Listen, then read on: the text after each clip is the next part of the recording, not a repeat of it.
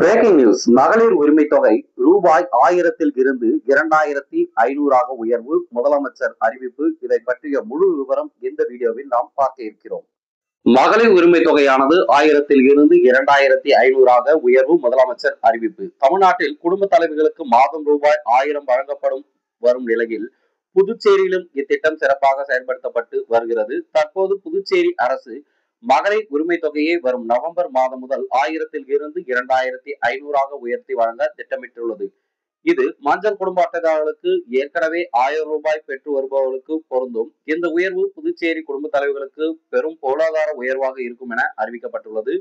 புதுச்சேரி அரசு பணியிடங்கள்ல மகளிர் உரிமை தொகை முதலமைச்சர் ரங்கசாமி முக்கிய அறிவிப்பு. அதே போல பாத்தீங்கன்னா அரசு பணியிடங்கள்ல வேலை வாய்ப்பில் புதிய அத்தியாயத்தை அறிவிச்சிருக்காரு. கிட்டத்தட்ட 4500 அரசு பணியிடங்கள் நிரப்பப்படும் அப்படின்ற அறிவிப்பு அறிவிச்சிருக்காரு.